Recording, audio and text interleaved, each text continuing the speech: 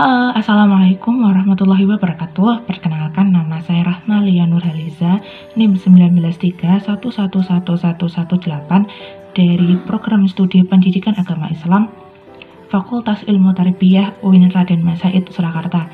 Saya di sini akan menjelaskan mengenai buku, yaitu yang berjudul Masail Fikih Memahami Permasalahan Kontemporer yang dikarang oleh Muhammad Yusuf. Nah, di sini saya akan menjelaskan bab 1, yaitu memahami historisitas fikih.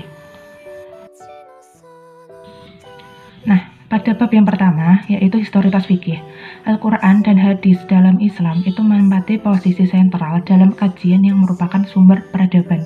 Kedua sumber primer Islam tersebut muncul sebagai respon atas berbagai problem sosiokultural yang muncul pada kurun waktu tertentu. Meskipun demikian, keduanya tidak terbatas jangkauan pada batas waktu tersebut.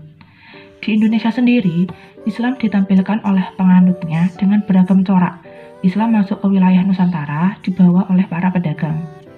Kemudian dikembangkan melalui dakwah dengan berbagai pendekatan.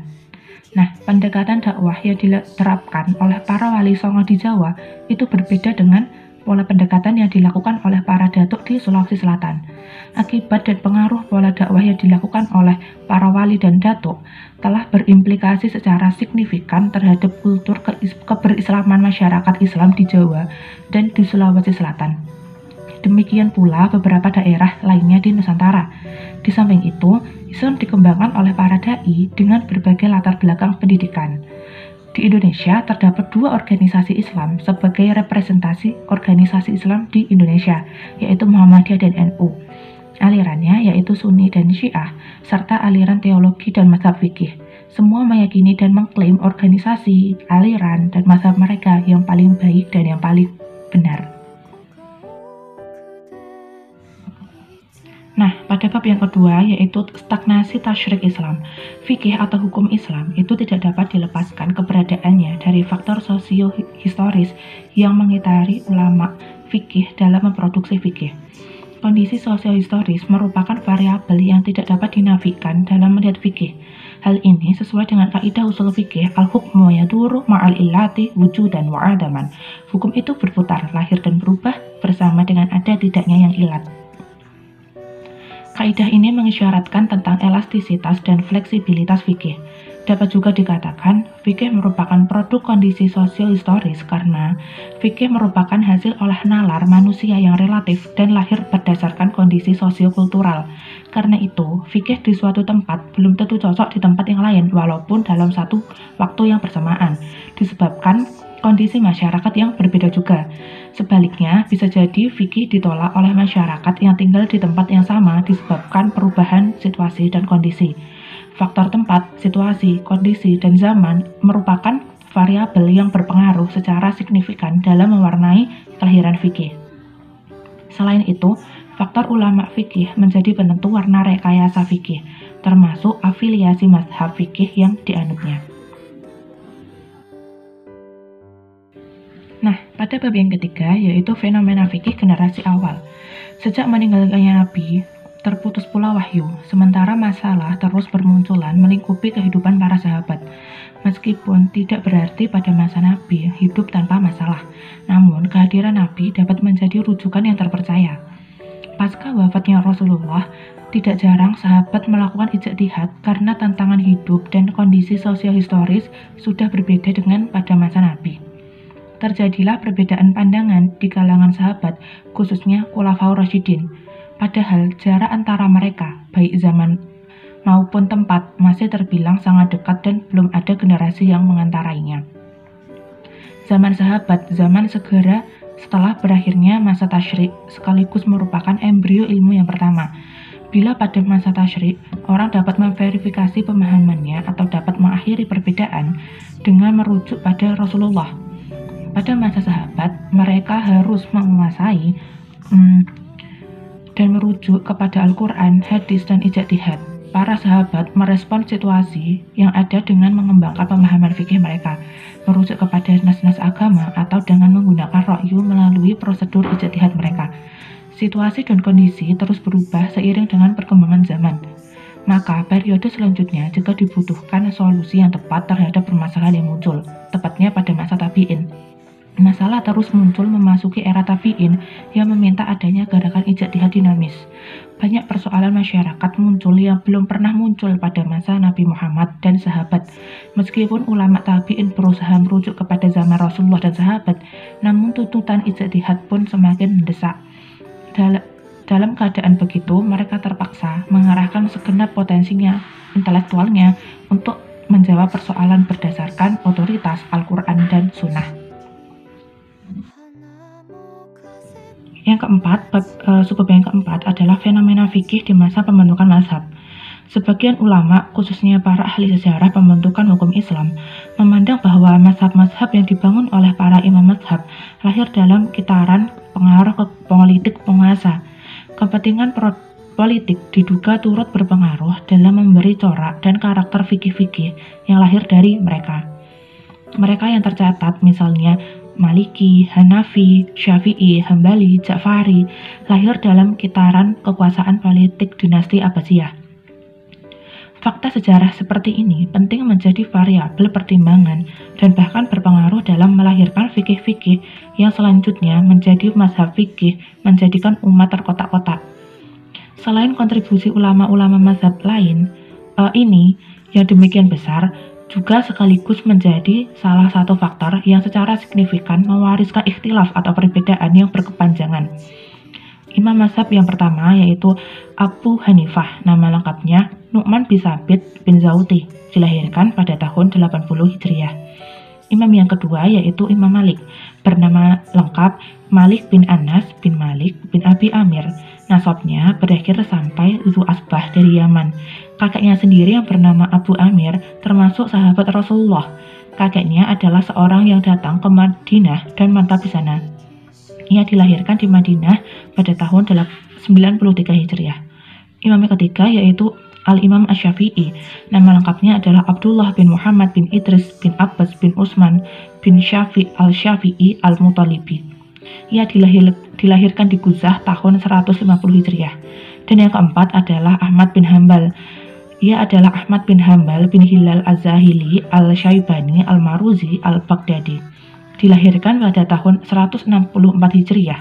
Selain keempat mazhab dalam fikih Sunni tersebut, dikenal pula sejumlah ulama Syiah dengan berbagai sektor dalam Syiah, tanpa bermaksud menumbuhkan pemahaman Syiah, tetapi demi kajian fikih yang proporsional. Tetap perlu dilakukan kajian terhadap beberapa ulama mazhab Syiah terlupakan dalam sejarah perkembangan fikih, khususnya dari kalangan Ahlul Bait, misalnya mazhab Ja'fari yang didirikan oleh Imam Ja'far bin Muhammad As-Sadiq pada tahun yang lahir tahun 82 dan wafat tahun 140 Hijriah. Bab yang kelima yaitu ketika pintu ijtihad ditutup. Penyebab keterhentian perkembangan kajian fikih adalah masa kodifikasi atau tadwin. Gerakan tadwin atau kodifikasi di satu sisi merupakan upaya untuk menyimpan khazanah ilmu para ulama, tapi di sisi lain menjadi penyebab ulama berikutnya merasa cukup dengan apa yang telah tersedia. Mereka merasa tidak perlu melakukan penelitian dan pengajian ulang terhadap sejumlah masalah baru dan aktual yang muncul. Aktivitas yang telah menggantikan ijtihad adalah tradisi mensyarah kitab-kitab fikih dan kitab-kitab hadis. Bahkan beberapa kitab hadis dan fikih disyarah berulang-ulang oleh ulama. Tertutupnya pintu ijtihad tidak menutup seluruh pintu ijtihad itu sendiri. Satu pintu ijtihad ditutup dan yang lainnya tetap terbuka. Pintu ijtihad yang ditutup adalah ijtihad mutlak atau penalaran independen, dan yang tetap terbuka adalah pintu ijtihad fi al-mazhab, yaitu ijtihad dalam koridor mazhab. Mengembangkan ijtihad independen atau mutlak. Perkembangan ilmu pengetahuan dan teknologi disertai dengan dampak globalisasi telah membawa atmosfer perubahan yang serba cepat. Masalah sosial muncul dengan wajah yang beragam. Problem masyarakat demikian berkembang jauh berbeda dalam banyak hal ketika fikih menjadi produk ijtihad baru di masa lalu. Hal ini menuntut ada perubahan dalam meresponnya. Dalam keadaan begitu, Tentu sebagai komunitas intelektual yang hidup di abad ini dibutuhkan tanggung jawab intelektualnya. Penghargaan kita terhadap karya-karya ulama masa lalu tidak selalu harus tunduk kepada hasil olah nalar mereka, tetapi melanjutkan ijtihad mereka sesuai tantangan zaman adalah sebuah keniscayaan. Setelah berakhirnya periode ijtihad dan perkembangan hukum Islam, datanglah periode taklid dan terjadi penutupan pintu ijtihad. Abad ke-4 Hijriah atau 11 Masehi, disinilah kemunduran Islam berawal dalam pengembangan fikih. Tidak berlebihan, barangkali jika dikatakan bahwa posisi Al-Quran diambil alih oleh atensi umat Islam terhadap fikih. Bahkan fikih menurut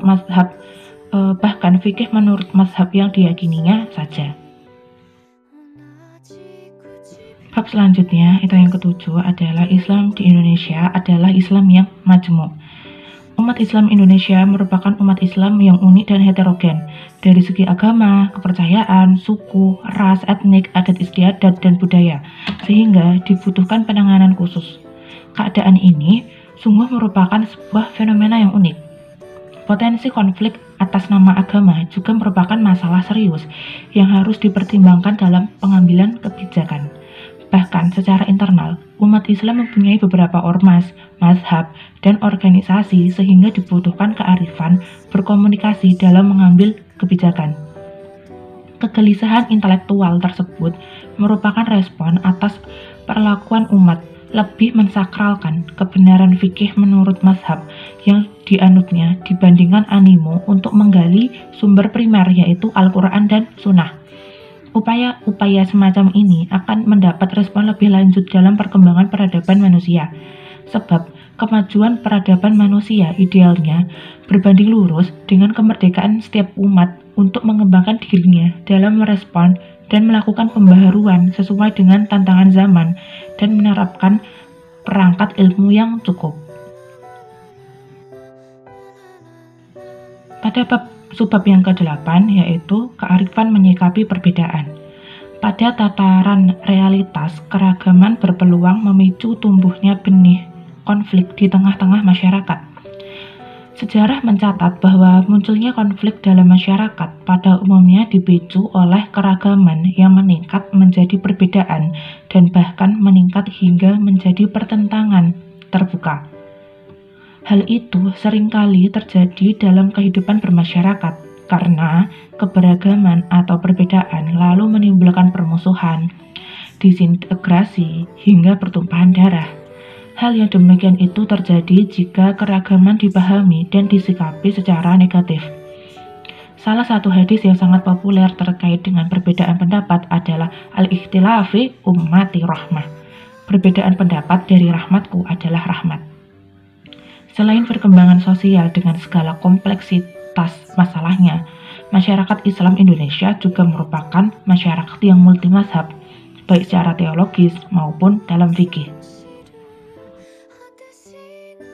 Dan yang terakhir atau yang ke-9 adalah urgensi pemikiran Islam di Indonesia. Pertanyaannya, siapakah sesungguhnya yang paling bertanggung jawab dalam hal ini? Ulama dan cendekiawan Muslim, khususnya perguruan tinggi dan sarjana Muslim, harus berupaya mengungkap berbagai bentuk warisan intelektual dari ulama dalam persoalan fikih terhadap generasi belakangan ini. Hal ini tidak semata-mata karena kuatnya doktrin fikih di masa lalu, melainkan juga karena kreasi intelektual yang kritis kurang terbangun belakang ini akibat berbagai keterlenaan. Kuatnya umat Islam bermazhab kepada produk fikih, yaitu mazhab qauli, sering mengakibatkan melemahnya bermazhab secara metodologis atau mazhab manhaji. Melalui pengkajian dan pengembangan usul fikih dan kaidah-kaidah fikih dalam merespon konteks kekinian, dibutuhkan kesadaran sejarah dan kepekaan terhadap realitas kontemporer bagi umat Islam. Sekian penjelasan dari saya, kurang lebihnya saya mohon maaf. Ada sebuah quotes, inilah siapa yang menghendaki kehidupan dunia maka harus disertai dengan ilmu. Dan siapa yang menghendaki kehidupan akhirat juga harus disertai dengan ilmu. Sekian, wassalamualaikum warahmatullahi wabarakatuh.